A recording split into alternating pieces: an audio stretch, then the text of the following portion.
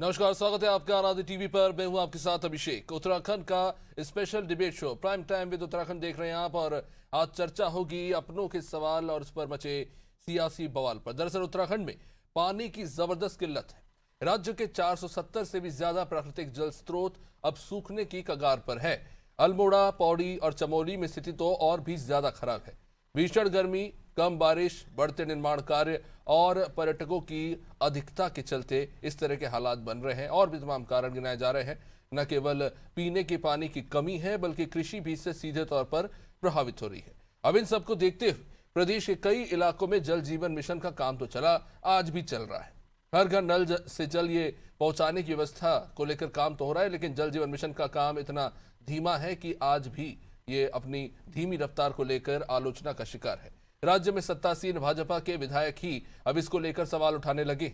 हल्द्वानी में प्रभारी मंत्री खजान दास की मौजूदगी में ही जिला योजना समिति की बैठक हो रही थी। अब इस बैठक में वरिष्ठ भाजपा विधायक बंशीधर भगत ने जल जीवन मिशन योजना के कामों की धीमी रफ्तार को लेकर सीधे सवाल उठाए।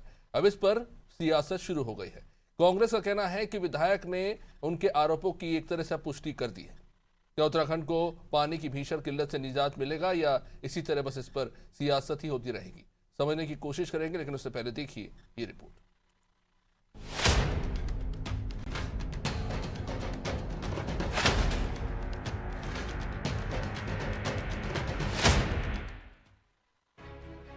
उत्तराखंड में पहाड़ी इलाकों में एक तरफ पानी की किल्लत है तो दूसरी तरफ जल जीवन मिशन की चाल धीमी है।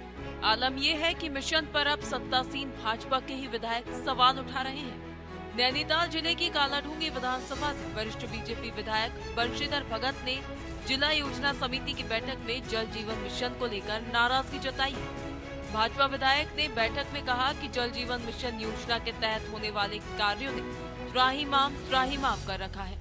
भगत ने कहा कि जल जीवन मिशन के तहत पहले मोहल्ले की गलियां खोदी, फिर राइजिंग लाइन खोदी गई, फिर नलकूप खोदा, अब इसके ओवरहेड टैंक का कार्य किया जा रहा है। इसमें 3 साल का समय लग गया। जल जीवन मिशन की रफ्तार धीमी हो गई है, जिससे जनता परेशान हो रही है। बंशीधर भगत ने आगाह करते हुए कहा कि अगर यही हाल रहा तो साल 2027 का विधानसभा चुनाव बहुत मुश्किल हो जाएगा। केवल मोदी जी कहकर काम नहीं चलेगा।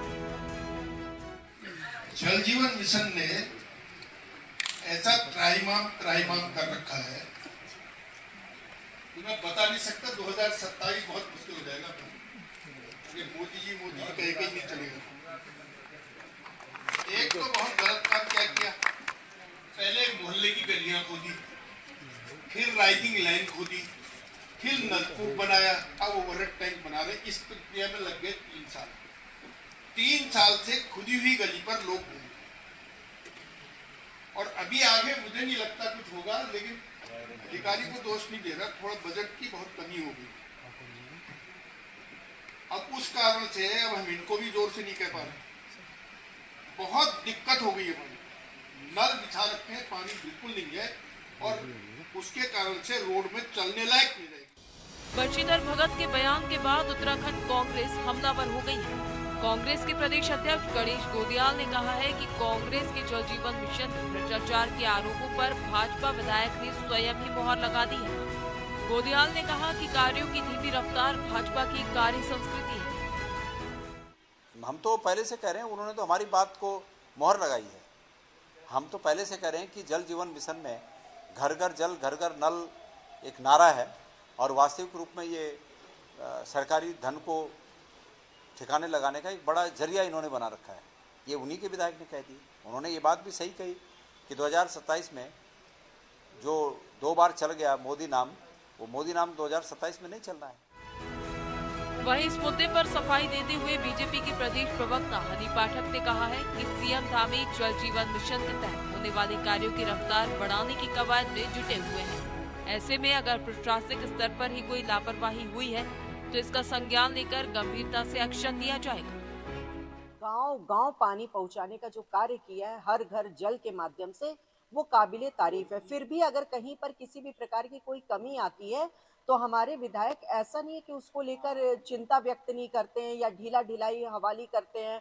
वो निश्चित तौर पर उन्होंने एक बात रखी, अगर अधिकारियों से किसी भी विभाग में किसी भी जगह पर किसी प्रकार की कोई चूक हुई है तो उसका निश्चित रूप से संज्ञान लिया जाएगा और आगे भी संज्ञान लेते चले आए हैं।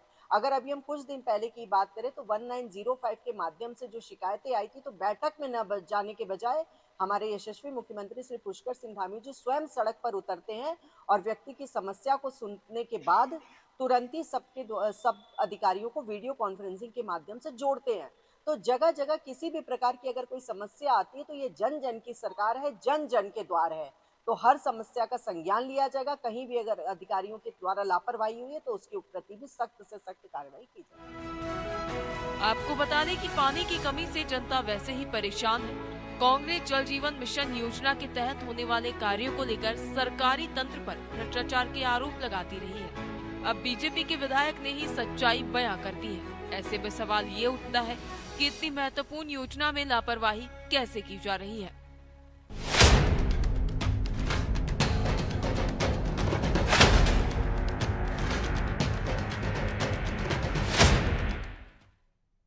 तो पानी की समस्या अब जैसे जैसे गर्मी बढ़ रही है और भी ज्यादा विषम होती जा रही है और ऐसे में सवाल उठ रहा है कि इसके लेकर तात्कालिक व्यवस्था क्या है और नल जल के द्वारा जो सपने दिखाए गए हैं वो आखिर कब पूरे होंगे। और इन सब के बीच में बंशीधर भगत ने जो स्टेटमेंट दिया है समिति की बैठक में, उसे किस तरह से देखा जाए हम सुनने की कोशिश करेंगे। प्रभा बंधुनी हमारे साथ बीजेपी से, गरिमा दसोनी कांग्रेस हमारे साथ, नीरज कोहली वरिष्ठ पत्रकार हमारे साथ जुड़ चुके हैं। बहुत बहुत स्वागत आप सभी मेहमानों का इस चर्चा में जुड़ने के लिए। प्रभा जी, किस तरह से देखा जाए बंशीधर जी के बयान को, क्योंकि जब विपक्ष के नेता ये सवाल उठाते हैं कि वहां पे जनता जो है पानी की किल्लत से जूझ रही है, मटके लेकर प्रदर्शन कर रही है, तब आप कहते हैं कि विपक्ष नकारात्मक राजनीति कर रहा है। अब तो आपके खुद के ही नेता कह रहे हैं समिति की बैठक में कि इस तरह की स्थिति हो रखी है कि गलियां खुदी हुई हैं, वहां पे पानी की व्यवस्था है नहीं और गर्मी की तो अभी बस शुरुआत ही हुई है और वहां पे हालात बिगड़ रहे हैं। देखिए अभिषेक जी, सबसे पहले मैं आपको बताना चाहूंगी कि जो हमारी सरकार है, हमारा तो मिशन यही है, जन जन की सरकार, जन जन के द्वार। तो देखिए, ये अगर माननीय विधायक जी के द्वारा एक समीक्षा बैठक ली गई थी, तो ये तो हमारे माननीय मुख्यमंत्री जी खुद समय समय पर गांव का प्रवास करना हो, क्षेत्रों का प्रवास करना हो, एक कार्यकर्ता के तरह ही वो जगह जगह जाते हैं, वहां पर जो खामियां पाई जाती है, क्योंकि जो भी हमारे मैं कहूंगी प्रोजेक्ट चलते हैं, अगर उनका लाभ जनता तक नहीं पहुंचेगा तो फिर उन योजनाओं का क्या फायदा। तो क्योंकि जितनी भी जन कल्याणकारी योजनाएं, चाहे वो पानी पहुंचाना हो, चाहे वो हम कहते हैं कि घर आवास देने का, चाहे प्रधानमंत्री की योजनाएं हो, चाहे मुख्यमंत्री के माध्यम से आवास देने का काम हो, तो अगर उसकी समीक्षा की गई और हमारे वहां पे वरिष्ठ विधायक है, उन्होंने अधिकारियों के साथ एक बैठक करी कि निश्चित तौर पर जो भी कार्य होते हैं वो अधिकारियों के द्वारा ही धरातल पर विभिन्न विभागों के द्वारा वहां पर पहुंचाए जाते हैं। तो उसमें उन्होंने उनको फटकार भी लगाई, क्योंकि हमारी सरकार, राज्य में हमारी सरकार का है जीरो टॉलरेंस नीति। अगर कहीं पर कोई भी अधिकारी हो, उनके माध्यम से कोई लापरवाही हो रही है और वो उसको नहीं पहुंचा रहे, नहीं, लेकिन प्रभा जी, यही तो सवाल है ना, बंशीधर जी खुद ये कह रहे हैं करना होगा। समिति की बैठक में वो खुद ये कह रहे हैं कि देखिए अब अधिकारियों को भी क्या डांटे, अब बजट की ही किल्लत हो गई है, उन्हें भी नहीं बोल सकते। नहीं, देखिए अभिषेक जी, उन्होंने स्पष्ट कहा है अधिकारियों को कि अगर कहीं पर कोई समस्या है तो आप बताइए। हर विभाग के लिए जब भी कोई योजना आती है तो उसको चरणबद्ध तरीके से उसका पैसा भी दिया जाता है, जो संबंधित विभाग का फाइनेंस डिपार्टमेंट होता है। तो उन्होंने स्पष्ट कहा है कि अगर आपको कहीं पर भी पैसों की कोई कमी नजर आ रही है तो वो भी आप लिखित में दे, लेकिन आप अपनी जिम्मेदारियों से मुक्ति नहीं पा सकते। आप ये नहीं कह सकते हैं कि आप लापरवाह होकर वहां पर बैठ जाएं या आप किसी के संज्ञान में ना लाए, क्योंकि कई बार हमने ऐसा देखा है कि जो अधिकारी है, अगर उनको भी समय समय पर ना पूछा जाए, ना वहां पर जाया जाए, तो वो लापरवाही कर देते हैं। और जनता के माध्यम से ही हम ये कहना चाहते हैं कि जनता के प्रति अगर सरकार जिम्मेदार है तो उतने ही अधिकारियों के माध्यम से, विभाग के माध्यम से वो काम होता है। तो ये हमारी जिम्मेदारी है, इसीलिए उनकी समीक्षा बैठक ली गई और उनको कहा भी गया कि अगर आपके पास पैसा नहीं पहुंच रहा है, वो भी आप भी हमें बताइए। तो अपने क्षेत्र में एक विधायक का ये कर्तव्य बनता है कि वो जाए, देखे और जो भी समस्याएं उनके समक्ष आती है, अभी हमने अपने माननीय मुख्यमंत्री जी को देखा है कि जो हमारी हेल्पलाइन नंबर है 1905, वो बैठते हैं, समीक्षा करते हैं। अभी हमने देखा, जैसे ही उन्होंने देखा कि मेरे इसमें कंप्लेंट पड़ी है, अधिकारियों ने उसको संज्ञान में नहीं लिया, वो तुरंत गए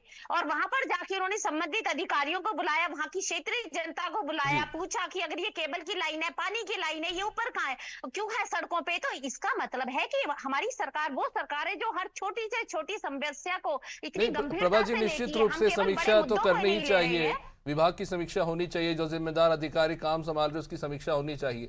जी लेकिन ये जो अभिषेक जी, तो स्टेटमेंट मुझे सामने इसमें आपकी कहीं पार्टी कोई के बुराई नेता के नजर नहीं तहत आती है। कांग्रेस सीधे तौर पर कह रही है कि जिन समस्याओं को लेकर हम लगातार आवाज उठाते रहे हैं, आज इस बात की पुष्टि बंशीधर जी ने अपने इस स्टेटमेंट से कर दी है कि योजना की रफ्तार बहुत धीमी है, और कांग्रेस तो सीधे तौर पर इसमें भ्रष्टाचार को भी कारण बता रही है। नहीं अभिषेक जी, देखिए, भ्रष्टाचार का आरोप लगाना और भ्रष्टाचार सिद्ध होना, ये मैं समझती हूँ बहुत अलग दूर दूर की ये चीजें हैं। आरोप लगाना हमारी वो सरकार है जिसने अगर सड़कें पहुंचाने की बात की हो, मैं अभी भी ये कहूंगी कि हम ये नहीं कह रहे कि 100% काम हुआ है। माननीय मुख्यमंत्री जी ने खुद कहा है कि हमारा वो कर्तव्य है कि जहां पहाड़ों पर ये लोग कहते हैं सड़कें नहीं गई, हमने खुद कहा है कि अगर 50 लोग भी किसी गांव में है वहां भी सड़क जाएगी। हाँ, ये है कि प्रोजेक्ट भी चल रहा है। हमारी वो सरकार है जिसने उज्ज्वला योजना के तहत, जहां कांग्रेस की सरकारों में केवल 50% घरों में गैस जलती थी, आज 90 से ज्यादा 95% घर ऐसे हैं जहां हमारी जो बहनें हैं वो चूल्हे का प्रयोग नहीं करती है, वो गैस में खाना बनाती हैं। अब वो धुएं से वो बच रही हैं, उनको बीमारियां नहीं हो रही हैं। तो आरोप लगाना ये बहुत छोटा सा काम है मैं कहूंगी, और ये इजीली बोला जा सकता है। लेकिन अगर आप इसको बड़े स्तर पर देखेंगे तो हमारी सरकार ने माताओं बहनों का भी ध्यान रखा है, हर चीज का ध्यान रखा है, और पहाड़ों तक हमारी यही कोशिश है कि 100% जो भी सुविधाएं हैं उसको पहुंचाने का हम काम करें। तो हमारी सरकार है तो हमारी जिम्मेदारी जी बनती है। गरिमा जी, बीजेपी तो कह रही है देखिए कुछ समस्याएं हैं उसकी तो हम समीक्षा कर रहे हैं, विधायक ने तो अच्छा ही काम किया है, सब सामने चीजें साफ साफ रखी है, समस्या है। आप भ्रष्टाचार के आरोप लगा रहे हैं, जमीनी हकीकत क्या है? देखिए अभिषेक जी, बहुत संयम के साथ हमने एक लंबी तकरीर भाजपा प्रवक्ता की सुनी है। मैं अपेक्षा करूंगी इनसे कि उसी सभ्यता से जैसे हम दोनों पैनलिस्ट ने इनको सुना वैसे ये सुनेंगी। देखिए, बहुत सारी बातें हैं, मुझे लगता है होमवर्क इनका कच्चा है। हम आरोप नहीं लगा रहे हैं, इन्होंने कैग की रिपोर्ट नहीं पढ़ी। कैग की रिपोर्ट जल जीवन मिशन के बारे में साफ तौर पर बड़े भ्रष्टाचार की ओर इशारा कर रही है, और सरकार ने आदेश तक दे दिए हैं जांच के। उसके अलावा अगर मैं आपको बताऊं तो समाचार पत्र पटे पड़े हैं जल जीवन मिशन की खबरों को लेकर कि कैसे निर्माण कार्य कहीं शुरू ही नहीं हुआ, कहीं शुरू हुआ तो उसकी गुणवत्ता पर सवाल उठाए जा रहे हैं, कहीं आधा अधूरा काम पड़ा हुआ है, जो खुद बंशीधर। दूसरा होमवर्क इनका ये कच्चा है कि इनको ये पता ही नहीं कि किस मीटिंग में वो ये बात रख रहे थे। मंत्री खजानदास वो मीटिंग ले रहे थे, और मंत्री खजानदास की ओर मुखातिब होकर बंशीधर भगत ये बात कह रहे थे कि मोदी मैजिक कम हो रहा है। केवल बंशीधर भगत नहीं कह रहे हैं, आज भाजपा के दिग्गज उत्तराखंड से नेता डॉक्टर मुरली मनोहर जोशी का बयान आया है कि हम किसी जमाने में विश्व गुरु जरूर थे, लेकिन अब हमें ये बोलना बंद कर देना चाहिए, आज की तारीख में हम विश्व गुरु नहीं है, हम अपनी किरकिरी करवा रहे हैं अगर ये बात कर रहे हैं। और बंशीधर भगत ने आज नहीं पहले भी कई बार इस तरह के बयान दिए हैं, और मुझे लगता है 24 घंटे में एक बार जैसे कंठ में सरस्वती बैठती है, बंशीधर भगत के कंठ में सरस्वती बैठी। मोदी जी का ग्राफ केवल गिर नहीं रहा है, लुढ़क रहा है बुरी तरीके से। मोदी मैजिक खत्म हो रहा है, ये बात उन्होंने बिल्कुल सही कही। और ये मोदी जी की महत्वाकांक्षी योजना थी 2019 की, जल जीवन मिशन, हर घर जल हर घर नल। अब जहां नल है वहां जल नहीं, जहां जल है वहां नल नहीं। अंकिता भंडारी हत्याकांड, अभिषेक भट्टाचार्य जी आपने भी सुना होगा, अंकिता भंडारी 19 वर्षीय हमारी बच्ची थी उत्तराखंड की, जिसे मौत के घाट उतार दिया गया, जो वीआईपी सर्विस देने से उसने मना किया था किसी दिग्गज नेता को। उस अंकिता भंडारी के माता पिता ने पत्र लिखा है पुष्कर सिंह धामी को कि मेरे गांव में स्वच्छ जल नहीं मिल रहा है पीने के लिए, 5 किलोमीटर दूर से पानी लाना पड़ रहा है, और हमारी अवस्था, हम इतने बुजुर्ग या इतने जीर्ण हो चुके हैं फिजिकली कि हम तो कम से कम पानी नहीं ला सकते 5 किलोमीटर दूर से, तो स्वच्छ पानी की व्यवस्था की जाए। तो मुझे ऐसा लगता है कि प्रभा बंदुनी जो कह रही हैं कि आरोप लगाना आसान है, आरोप नहीं प्रभा जी। अगर कैग की रिपोर्ट आपने पढ़ी होती तो आपको पता होता कि ऊपर से लेकर नीचे तक जल जीवन मिशन में सब हमाम में नंगे हैं, केवल अधिकारी नहीं, गरिमा जी, जो बंदरबांट कर रहे हैं, जो केंद्रीय बजट से जो पैसा आता है उसको लेकर तो विपक्ष के भी कई राज्यों ने सवाल उठाया था कि बजट का अतिरिक्त भार राज्यों पे पड़ रहा है, तो ये जो स्थिति है अकेले उत्तराखंड के लिए तो नहीं है। आलोचना करने के लिए कहा जा सकता है, पर राज्य के पास भी सीमित बजट है। जो बात प्रभा जी कह रही थी कि वर्षवार हिसाब से जो है बजट का आवंटन किया जाता है। नहीं अभिषेक जी, मैं आपको बताना चाहती हूँ कि कोई सीमित बजट नहीं है। जल जीवन मिशन के लिए गंगा जमुना की तरह पैसा आया। जैसे स्वच्छ भारत मिशन, जैसे गंगा सफाई मिशन, उसमें हजारों करोड़ रुपया इन लोगों ने बर्बाद कर दिया। क्या भारत स्वच्छ हो गया? क्या गंगा आचमन युक्त हो गई? तो हजारों करोड़ लग चुका है। इवन यहाँ जो स्मार्ट सिटी इकलौती हमको मिली थी देहरादून, पूरे उत्तराखंड में मात्र एक स्मार्ट सिटी मिली देहरादून, उसमें 1600 करोड़ रुपया ये डकार चुके हैं। स्मार्ट सिटी का एबीसीडी नजर नहीं आ रहा। 500 करोड़ रुपया केंद्र ने वापस ले लिया। इस प्रोजेक्ट की धीमी रफ्तार की वजह से, उदासीनता की वजह से उन्होंने 500 करोड़ वापस लेकर फिर जन्नाटेदार तमाचा इनके मुंह पर मारा। तो कहीं ना कहीं देखिए, ये केवल विपक्ष नहीं कह रहा है, ये तो ग्रामीण जनता बताएगी ना इनको सबक अब 2027 में, कि अस्पताल में सुई है तो रुई नहीं है, रुई है तो सुई नहीं है, स्कूलों में अध्यापक नहीं है, अध्यापक है तो कॉपी किताब नहीं है, और यहाँ जल जीवन मिशन की कहानी तो बंशीधर भगत खुद ही बता रहे, मुझे कुछ कहने की जरूरत नहीं। नीरज जी, किस तरह से देखे इसे? 2024 तक जो प्रोजेक्ट है उसे पूरा करना था, अब हम 2026 में आ चुके हैं। बंशीधर भगत जी जो स्टेटमेंट दे रहे हैं बैठक में, क्या उसे उनकी एक फ्रस्ट्रेशन माना जाए, या फिर इसे विपक्ष ने जो कहा कि जो सच है वो आज उजागर कर दिया उन्होंने, कि सरकार में बैठे हुए नेता भी खुद इस योजना की धीमी रफ्तार से त्रस्त है और वहां के लोग परेशान हो रहे हैं? नीरज जी, अपना ऑडियो अनम्यूट कर लीजिए प्लीज। अनम्यूट करिए नीरज जी।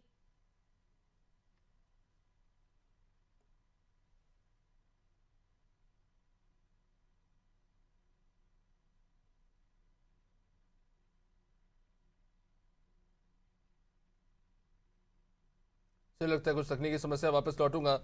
जी प्रभा जी, जो बात हो रही है इस मामले में, एक जो बड़ा मुद्दा निकलकर सामने आया है वो ये है कि हर बार जब भी इस तरह की किल्लत की स्थिति बनती है, तत्कालिक समाधान की बात होती है या फिर प्राकृतिक कारणों को जिम्मेदार ठहरा दिया जाता है। लेकिन ये पूरी योजना तो इसलिए लाई गई थी ना, क्योंकि हम जानते हैं उत्तराखंड एक सेंसिटिव इकोलॉजिकल एरिया है जहां पर इस तरह की समस्या हो सकती है, पानी की किल्लत हो सकती है, तभी तो इस योजना को लाया गया। लेकिन हर बार प्राकृतिक कारणों को ही बहाना बना दिया जाता है और जनता को त्रस्त होने के लिए छोड़ देते हैं। देखिए अभिषेक जी, मैं इससे पहले आपकी बात का जवाब दूं। ये अभी नमामि गंगे की बात कर रहे थे, ये गंगा में आचमन की कांग्रेस बात कर रही थी, तो मैं इनको ये जवाब देना चाहूंगी कि ये इन्हीं के कार्यकाल में थी जब ऐसी योजनाएं तो दूर की कौड़ी साबित मुझे लगता था इनके लिए थी, क्योंकि ना तो ये माँ गंगा में विश्वास रखते हैं, ना ये किसी देवी देवता को मानते हैं। तो देखिए इनके समय में तो आचमन करना बहुत मुश्किल था, और अब हमने ही खुद देखा है जब अयोध्या और त्रिवेणी संगम में ये लोग जाते हैं तो वहां खूब आचमन करते हैं, और एक समय में ये कहते थे कि कौन करेगा वहां, कैसे हम आचमन करेंगे। आज वहां जाके ये आचमन भी करते हैं, तो उसका श्रेय ये किसे देना चाहेंगे? ये जब हम लोग अलग अलग नमामि गंगे प्रोजेक्ट आया उसके माध्यम से जवाब लूंगा। नीरज जी हमारे साथ हो गए। जी नीरज जी, आवाज आ रही है? तो मैं इनको कहना जी मेरे को आ रही है आवाज। जी नीरज जी, मैं अपना सवाल एक बार फिर से दोहरा देता हूँ। ये जो स्टेटमेंट आया बंशीधर जी की तरफ से, उसे किस तरह से देखा जाए? प्रोजेक्ट 2024 का था, अभी भी बहुत धीमी रफ्तार से है। मान लिया जाए कि अपनी फ्रस्ट्रेशन निकाल रहे हैं, या फिर इसके पीछे कोई पॉलिटिकल इंटेंशन है बंशीधर जी का, या फिर जो कांग्रेस कह रही है वो सच है कि जो उन्होंने कांग्रेस लगातार सवाल उठा रही थी उसका सच बंशीधर जी ने उस बैठक में कह दिया? अभिषेक जी देखें, ऐसा है कि बंशीधर भगत जी भारतीय जनता पार्टी ही नहीं बल्कि उत्तराखंड के सीनियर एमएलएस में से उनका एक नाम आता है, और भारतीय जनता पार्टी में तो वो स्टेट बीजेपी के प्रेसिडेंट भी रहे और मंत्री भी रहे। और एक चुनाव जो जनता का जनप्रतिनिधि होता है उसकी सबसे पहली जवाबदेही जनता के प्रति होती है।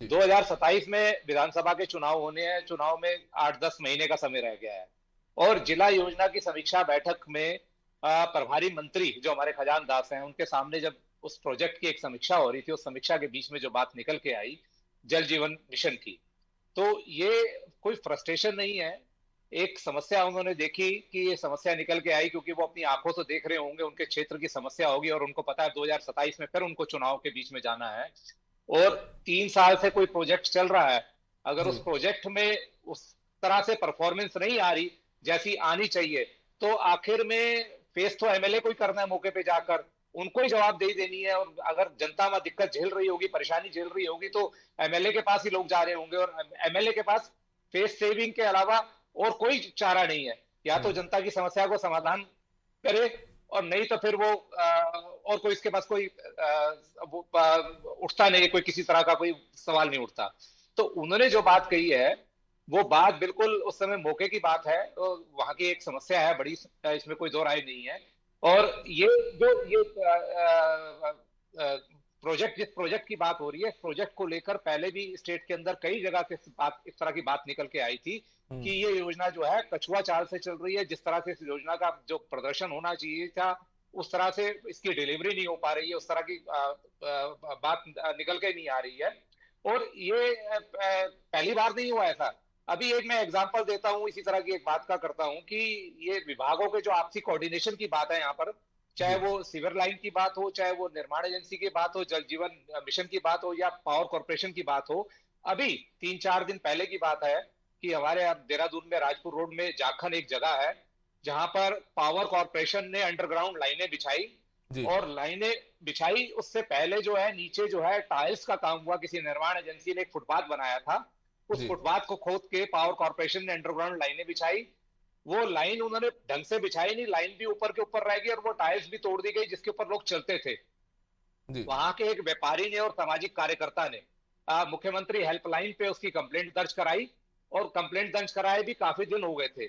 और मुख्यमंत्री ने अभी जब कल परसों समीक्षा करनी थी उस हेल्पलाइन पोर्टल की, उससे पहले उनके संज्ञान में आया कि भाई ये जाखन में इस तरह की एक समस्या आ रही है, एक सामाजिक कार्यकर्ता ने और वहां के व्यापारी ने ये कंप्लेंट दर्ज कराई है। वो खुद अपने प्रशासनिक अमले के साथ वहां जब मौके पे उसको वेरीफाई करने के लिए गए, चेक करने के लिए गए उस शिकायत को, तो उन्होंने बिल्कुल सत्य पाया और कंप्लेंट पाई कि वाकई में दिक्कत है। अब देखा कि अंडरग्राउंड लाइनें जो है वे बिजली विभाग ने नीचे नहीं गई, बिल्कुल लाइनें ऊपर पड़ी हुई है, टायर्स टूटी हुई है। और उन्होंने वहीं से वीडियो कॉलिंग करी और अफसरों को आईना दिखाने की कोशिश करी कि ये बहुत खराब बात है कि यहाँ विभागों में आपसी कोऑर्डिनेशन ही नहीं है, चाहे वो पीडब्ल्यूडी है, चाहे वो पावर कॉर्पोरेशन है, या और दूसरी निर्माण एजेंसी है। एक विभाग बनाता है, दूसरा विभाग खोद देता है। नीरज जी, आपने ये बड़ी महत्वपूर्ण बात कही कि विभागों में कोऑर्डिनेशन नहीं है, समन्वय नहीं है। लेकिन ये अगर जल जीवन मिशन की अगर हम बात करें, नल जल की, तो इसको लेकर बंशीधर जी का जो बयान है मैं उस पर वापस आना चाहूंगा कि उन्होंने कहा कि अब प्रशासनिक अधिकारियों को भी क्या ही दोष दे जब बजट ही नहीं है, बजट की बड़ी किल्लत हो गई है। दूसरी तरफ बीजेपी के नेता ये कह रहे हैं कि जो प्रशासनिक अधिकारी काम नहीं कर रहे हैं उनके खिलाफ हम कार्रवाई करेंगे। अब जाहिर तौर पर बजट आवंटन का, बजट एलोकेशन का काम तो सरकार का होता है। अगर बजट होगा ही नहीं आपके पास तो निर्माण कार्य कैसे होगा? तो ये विरोधाभास है बयान में। अभिषेक, हाँ बिल्कुल अभिषेक जी, इस बयान में विरोधाभास है। एक तो मैं पहले एक चीज क्लियर कर दूं कि केंद्र पोषित जितनी भी योजनाएं हैं, जो सेंटर स्पॉन्सर्ड स्कीम्स की योजनाएं हैं, उनका जो पैसा आता है राजस्व में वो चरणबद्ध तरीके से आता है। वो चरणबद्ध तरीके से उसका उपयोग होता है, और राज्य सरकार से उसका एक यूटिलाइजेशन सर्टिफिकेट जब केंद्र सरकार को जाता है तो नेक्स्ट उसकी रिलीज होती है। बात परफॉर्मेंस के ऊपर आ गई।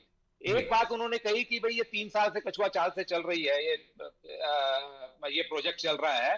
और दूसरा उन्होंने एक कटाक्ष भी करा, जो आपने भी सुना और हमने भी सुना, कि भाई कब तक हम मोदी जी के फेस वैल्यू पे जीतते रहेंगे, अगर ऐसी परफॉर्मेंस रही तो फिर आगे 27 में दिक्कत हो जाएगी। एक बात उन्होंने ये भी कही। एक तरफ उन्होंने अधिकारियों की लापरवाही भी जाहिर करी, और एक तरफ उन्होंने अधिकारियों को बचाया भी।